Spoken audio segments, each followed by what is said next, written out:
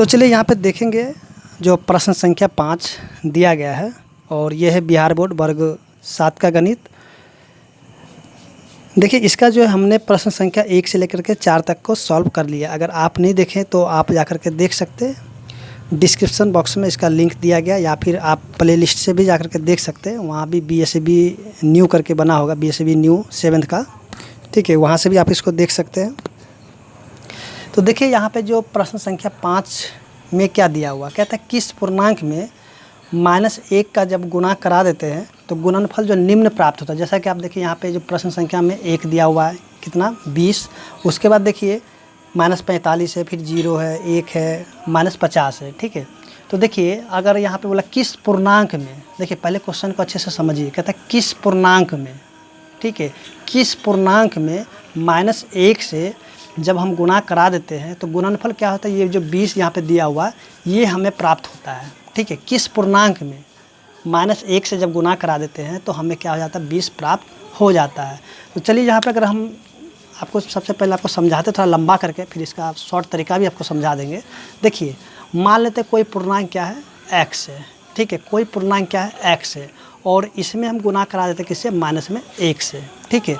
x को हम गुणा कराते किससे, -1 से, तो हमें गुणनफल क्या मिल जाता है, ये जो 20 है ये वाला हमको मिल जाता है, ठीक है। यानी कि ऐसा एक पूर्णांक है, यानी कि मान लिए उसको x मान लिए और इसमें हम गुणा किससे कराए, -1 से, तो गुणनफल हमें कितना मिल जाता है, ये 20 के बराबर आ जाता है, ठीक है।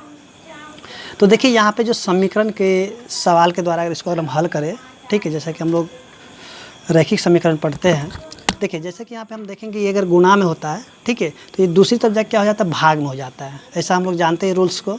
तो देखिए यहाँ पे हम लिखेंगे x बराबर में, अब देखिए 20 है, देखिए ये जो गुणा में है, ठीक है, तो दूसरी तरफ जाकर क्या हो जाएगा, भाग में होगा। तो देखिए यहाँ पे गुणा -1 है तो इसको हम लिखेंगे -1, ठीक है, यानी बट्टा, बट्टा मतलब क्या होता है, भाग होता है, ठीक है, बट्टा मतलब क्या हो जाता है, भाग। तो देखिए इसको हम लिखेंगे 20 बट्टा में -1 लिखेंगे। अब यहाँ पे बताइए x बराबर क्या हो जाएगा, ये जो माइनस है तो माइनस ऊपर चला जाएगा, तो -20 और नीचे में 1 हम लिखे तब पर भी या नहीं लिखे तब पर भी, ठीक है, यानी कि ये जो हो जाएगा -20 इसका आंसर होगा। यानी कि देखिए -20 में, ठीक है, अगर हम -1 से जब गुना कर देंगे तो हमें क्या हो जाएगा, 20 हमें प्राप्त हो जाएगा, ठीक है। यानी इसका जो सही आंसर क्या हो जाएगा, ये जो -20 है यही इसका आंसर हो जाएगा। तो देखिए इस प्रकार से हम देखेंगे कि प्रश्न संख्या 1 था, यानी कि x मान के भी इसको हमने सॉल्व कर लिया है। तो देखिए आपको जो है इतना लंबा नहीं करना है, करना क्या है, देखिए आप चाहे तो ऐसे भी कर सकते सारे प्रश्नों को, लेकिन आप ऐसे नहीं कीजिए, थोड़ा ये लंबा हो जाएगा। तो यहाँ पे हम क्या करेंगे कि सीधे सीधे हम करेंगे क्या, जो यहाँ पे प्रश्न दिया हुआ है, जैसे कि आप देखिए यहाँ पे 20 जो दिया हुआ है, तो इसको आप क्या कीजिए, जैसे 20 गुना में इसको -1 से गुना कर दीजिए, तो इसका आंसर क्या हो जाएगा, -20 हो जाएगा, ठीक है। अगर इसी प्रकार से हम देखेंगे जो 2 नंबर प्रश्न दिया हुआ है, देखिए 2 में दिया हुआ -45, ठीक है, तो -45 को गुना करा देंगे किससे, -1 से। तो देखिए यहाँ पे माइनस को जब माइनस से गुना करते हो जाता है प्लस, अब 45 को 1 से गुना कराइए तो क्या होगा, 45, यानी कि प्लस में 45 इसका आंसर हो जाएगा। उसी प्रकार से अगर हम देखेंगे जो ये 3 नंबर प्रश्न है, देखिए 3 नंबर में क्या दिया हुआ है, कह रहा है कि यहाँ पे देखिए 0 दिया हुआ है, तो 0 को गुना करा दीजिए किससे, -1 से। यानी कि जितने भी प्रश्न दिया गया है यहाँ पे, तो सभी को करना क्या होगा, सभी को जो है बारी बारी से -1 से गुना करा देना होगा। तो इसका आंसर क्या हो जाएगा, 0, ठीक है। 0 में किसी भी संख्या से अगर गुना कर देते हैं तो उसका जो रिजल्ट होता है वो 0 के बराबर ही होता है। जैसे कि यहाँ पे देखिए 0 आ गया है, तो यानी इसका उत्तर क्या हो जाएगा, 0। इसी प्रकार से हम देखेंगे जब प्रश्न संख्या 4 है, देखिए प्रश्न संख्या 4 में दिया हुआ 1, ठीक है, तो 1 को जो है अगर हम गुना कराते किससे, -1 से, तो ये क्या हो जाएगा, -1 हो जाएगा। अब हम देखेंगे अगला प्रश्न जो कि 5 नंबर है इसी का। देखिए यहाँ पे -50 दे दिया, ठीक है। देखिए -50 को अगर हम गुना कराते हैं -1 से तो क्या हो जाता है, ये हो जाता +50, यानी कि हम यहाँ पे कह सकते हैं कि इसका जो उत्तर हो जाएगा 50 हो जाएगा।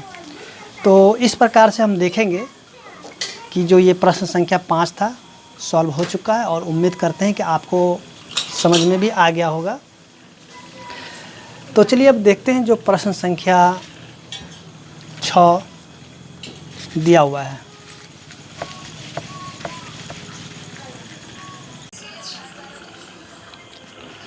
तो चलिए यहाँ पे देखते हैं जो प्रश्न संख्या 6 जैसा कि आप देख रहे हैं दिया गया है।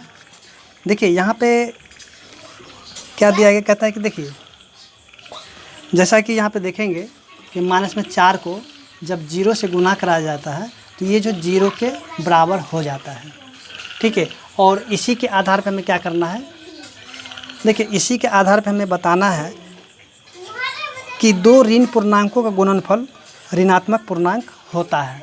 तो देखिए जैसा कि यहाँ पे देखिए संकेत में दिया गया है, आप इस संकेत को भी लेकर के कर सकते हैं या फिर आप जो अपने मन से यहाँ पे दूसरे भी संकेत ले सकते हैं। तो चलिए जैसा कि हम यहाँ पे दूसरा संकेत ले लेते हैं, ठीक है। जैसे मान लीजिए यहाँ पे आप कोई भी ले सकते हैं। जैसे -5 को जब गुना कराया जाता है किससे, चलिए यहाँ पे 3 प्लस में और ये माइनस में 3 है।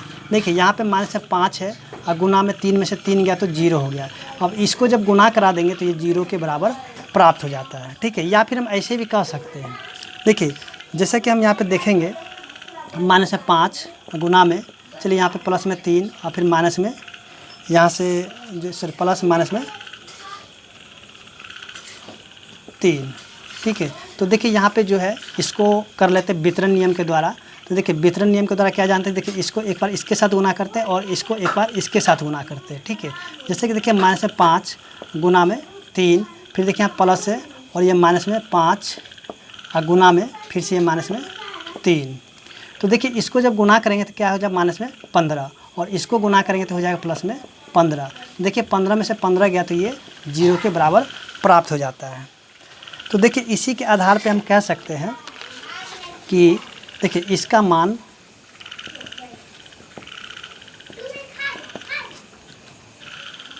मान जो है तभी शून्य होगा, मान शून्य तभी होगा जब क्या होगा कि यहाँ जो है ये वाला इसको देख लेते हैं, यहाँ से -5 को जब गुना कराते हैं -3 से, ठीक है। तो ये क्या हो जाता है प्लस में 15, ठीक है। ये क्या हो जाता है प्लस में 15। इसलिए जो है दो ऋणात्मक पूर्णांकों का गुणनफल